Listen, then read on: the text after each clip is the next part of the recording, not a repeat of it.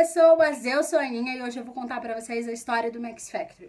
Esse homem que é considerado o pai da maquiagem moderna. A história do Max Factor se confunde com a história da indústria cinematográfica. Muito porque foi o crescimento e a popularização dessa indústria que contribuiu para a expansão da carreira e do trabalho desse maquiador que ficou tão conhecido pelas suas contribuições tanto na indústria da beleza quanto na indústria cinematográfica e também pelas criações do Max Factor que foram direcionadas às necessidades que se apresentavam com a evolução da tecnologia e a popularização da indústria cinematográfica. O Max Factor era polonês e ele não tinha esse nome. Eu vou colocar aqui uma foto com o nome dele embaixo, que é muito difícil de ser pronunciado. E ele fez grande parte do seu trabalho e da sua carreira na Rússia antes de migrar para os Estados Unidos. Aos 9 anos de idade, ele se torna aprendiz de um mestre peruqueiro e tem tanto destaque na sua função que acaba sendo convidado para trabalhar para a Ópera Imperial Russa. Ele desenvolve não só perucas, como começa a desenvolver maquiagens para essa ópera imperial russa. Durante o seu trabalho itinerante, acaba fazendo com que o trabalho do Max Factor fique muito conhecido pelas classes abastadas e faça com que o seu trabalho seja muito requisitado. A partir disso, o Max Factor consegue abrir o seu próprio comércio, onde ele vende não só as perucas que ele cria, como também os cosméticos que ele próprio desenvolve. Quando ele abre esse comércio, que se torna muito popular, que tem encomendas da alta classe russa, acaba chamando a atenção da família imperial russa. Sim, os Romanov. A família imperial russa que a gente estudou durante a Revolução Russa nas aulas de história, eles mesmos acabam nomeando Max Factor como cosmetólogo oficial. A questão é que essa nomeação e convite acaba se tornando mais um problema do que um momento de ascensão na sua carreira, porque ele tinha que estar disponível 24 horas para pentear e embelezar todos esses membros da família imperial. E ele não podia trabalhar para outras pessoas, tomar conta de perto do seu comércio e nem se relacionar com estrangeiros e tampouco ter relacionamentos afetivos como se casar, por exemplo. O que acontece é que a junção desses fatores e o fato do Max Factor ter se apaixonado e se casado justamente com uma estrangeira, junto com a perseguição aos judeus que começava na Rússia desse período, faz com que o Max Factor decida fugir para os Estados Unidos. Essa fuga, inclusive, é narrada no seu biográfico e ele fala que ela só foi possível porque ele mesmo fez uma maquiagem em si muito realista, que fez com que ele parecesse que ele estivesse muito doente e precisasse ser mandado por uma colônia de doentes para que pudesse ser tratado. E no meio dessa locomoção, ele encontra sua esposa e os seus filhos e foge num navio para os Estados Unidos. Naquela época não existia imigração, ele mesmo fala isso no livro. Ele consegue entrar nos Estados Unidos, onde já mora um dos seus amigos que acaba virando seu sócio. Eles começam a produzir alguns cosméticos e tentam expor esses cosméticos na Exposição Universal, que inclusive tem uma boa aceitação e fazem sucesso. Só que este amigo, que era seu sócio, acaba por lhe dar um golpe, apropria não só do estoque, como dos lucros advindos da venda desses produtos. O Max Factor e a sua família ficam numa posição financeira muito complicada e ele decide se mudar para Los Angeles, porque ele percebe que a ascensão da indústria do cinema está acontecendo, o cinema está se popularizando e ele pensa que todo o conhecimento que ele tem como mestre peruqueiro, seu conhecimento em cosmetologia e maquiagem, podia ser muito útil. Em 1909, ele abre a sua primeira loja no Hollywood Boulevard e começa a fornecer perucas, cosméticos e maquiagem para indústrias de teatro e para alguns estúdios e alguns filmes de Hollywood. O que acontece, ele acaba se tornando fornecedor de cosméticos para 2 empresas que fornecem maquiagens para os estúdios de Hollywood.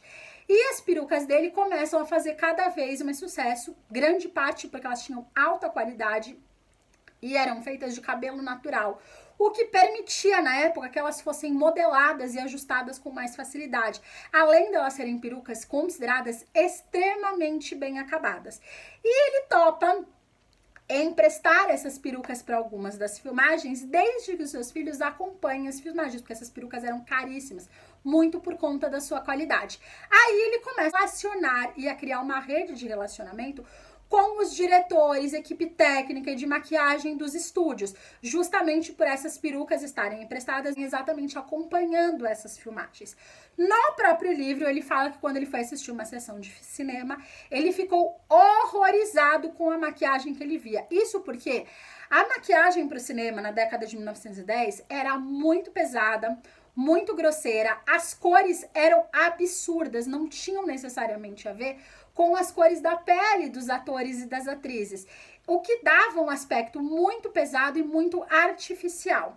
O que ele percebeu? Ele teve um insight que ele poderia criar algum tipo de produto específico para ser utilizado pelas atrizes e pelos atores durante as filmagens e que se adaptasse, que fosse um produto mais leve, mais delicado e com cores que funcionassem melhor nas câmeras, para que o aspecto desses profissionais da sétima arte ficasse o mais natural possível. É aí que ele cria o Greasing Paints, que é uma espécie de graxa, que seria o que a gente chamou de uma pasta, uma maquiagem para ser aplicada no rosto em 12 tonalidades. Ele já criou o Greasing Paint com 12 cores diferentes, o que fica a dica para as empresas que fazem 6 cores de base, tá, gente? Se em 1920 ele conseguiu 12 cores, acho que em 2026 você consegue fazer mais que isso, né? Exatamente para que essas cores estivessem ajustadas exatamente ao tom de pele dos atores e das atrizes. O Greasing Paint era mais leve, mais translúcido, não rachava e não derretia com o calor dos holofotes dos estúdios. E esse Greasing Paint acabou sendo muito bem aceito. E ele começou a maquiar várias das grandes estrelas dos estúdios. Isso por quê? Aliado à criação desse produto, o Max Factory trouxe de maquiagem personalizada. Ele mesmo dizia que o formato, o tipo de lábio, o tipo de maquiagem, as cores deveriam harmonizar com o formato do rosto, a cor dos olhos e a cor dos cabelos das atrizes e dos atores que apareciam nas telas. A maquiagem naquela época era muito pensada com carimbo. Ela era feita muito semelhante, independente do formato, do rosto, de como era o ator ou a atriz que estava sendo maquiada.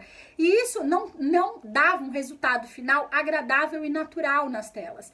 Com essa técnica, ele se tornou muito rapidamente queridinho de várias das grandes estrelas, porque ele era especialista também no conceito de beleza. Se vocês olharem essa foto aqui do lado, da Jean Harlow, que é uma grande estrela, foi ele que criou esse visual da Jean Harlow e encomendado pelo estúdio que pediu que a atriz tivesse um visual mais interessante, mais impactante, a ideia desse cabelo platinado.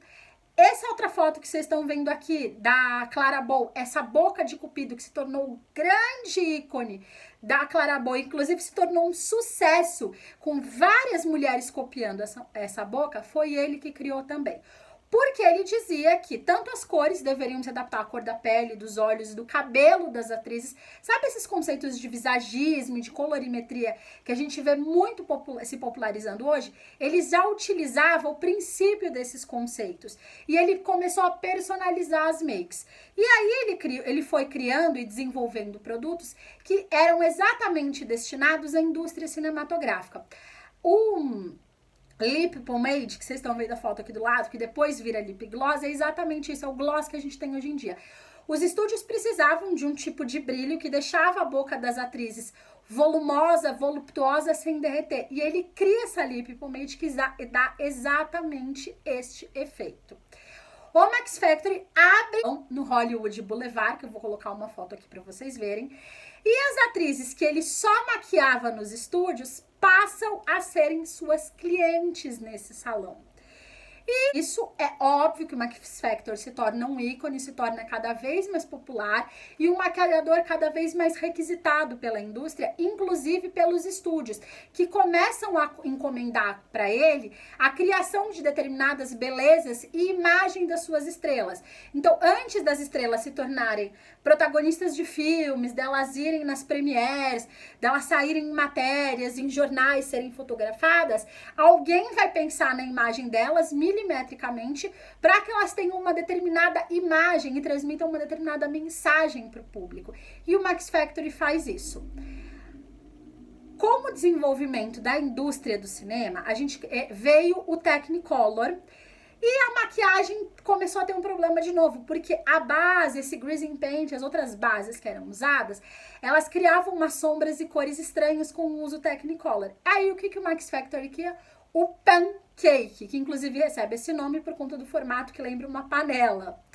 E esse pancake é adaptado exatamente para o Technicolor. E ele faz tanto sucesso que as atrizes começam a levar esse pancake para casa para utilizarem o pancake não só nos estúdios, mas quando elas eram fotografadas andando em público, quando elas apareciam em algum registro, quando elas dia a dia. E aí o Max Factory começa a perceber que ele pode vender esses produtos para o grande público, porque esses produtos começam a se tornar populares e é aí que ele cria, na década de 20, a sua marca de maquiagem, a Max Factory, que existe até hoje, que inclusive vende, é bastante popular na Inglaterra e na Rússia. E ele traz essas atrizes que eram suas clientes, tanto nos estúdios de Hollywood quanto no seu salão de beleza, para serem as suas propagandas. Quando ele cria a Max Factory Makeup, ele cria com o slogan de qualquer mulher pode se parecer uma estrela de Hollywood, basta utilizar as maquiagens Max Factory. E essas atrizes eram tão fãs do trabalho dele, queriam tanto ser maquiadas por eles especificamente, que elas topam serem garotas propagandas da Max Factory de graça. O Max Factory usava um cheque simbólico de $1 para pagá-las, não cobravam para fazer propaganda. E aí a marca dele explode, porque você tem a ascensão do cinema, das estrelas de Hollywood, você tem a maquiagem começando a se tornar popular e aceita dentro do meio, porque quando o Max Factory cria essa marca, ele cunha e projeta e populariza o termo make-up e society make-up, que é maquiagem social. Porque a maquiagem era mal vista pela sociedade do período e só uma determinada classe de pessoas que era muito julgada e criticada, principalmente o público feminino, podia usar maquiagem. E aí ele muda o termo cosmético, cria o termo make-up e esses produtos passam a ser mais aceitos na sociedade, porque as estrelas de Hollywood utilizavam, as mulheres queriam se parecer com as estrelas de Hollywood e por conta disso compravam os produtos do Max Factory para que elas pudessem se parecer de fato com estas estrelas. O Max Factory não criou só estes produtos, foi dele a ideia de criar o rímel com aplicador em tubo. O rímel antes vinha num tipo de caixinha assim, e num tipo de pincel que parecia um pincel de sobrancelha, e você tinha que tirar a pasta e aplicar. O que melava, era difícil de aplicar. Criou o pancake, que foi um grande sucesso e que existe e é utilizado na maquiagem até hoje. Criou o gloss. Anos depois do Max Factory ter falecido, que ele faleceu em 1938, seus filhos criaram o batom de longa duração, criaram a maquiagem à prova d'água. Quando ele criou essa empresa, ele criou esse aparelhinho que vocês estão vendo aqui, que é um aparelhinho para testar a durabilidade dos batons. Ele criou a contribuição do Max Factory para a indústria cinematográfica foi tão relevante que em 1910 um Oscar pelas suas contribuições à indústria cinematográfica. Ainda não existia a categoria de Oscar para maquiagem, ela só foi criada em 1981, olha quantas décadas depois, mas o seu trabalho foi considerado tão relevante, tão importante para a indústria do cinema, que ele recebe esse Oscar em 1929. Esse é um pouquinho da história de um dos homens considerado pai da maquiagem moderna, que ajudou a desenvolver e criar produtos que nós usamos de forma muito semelhante até hoje, que ajudou a desenvolver e popularizar e fazer a maquiagem ser aceita em sociedade e que ajudou a desenvolver a maquiagem dentro da indústria cinematográfica. Espero que vocês tenham gostado dessa aula. Beijinho e tchau, tchau!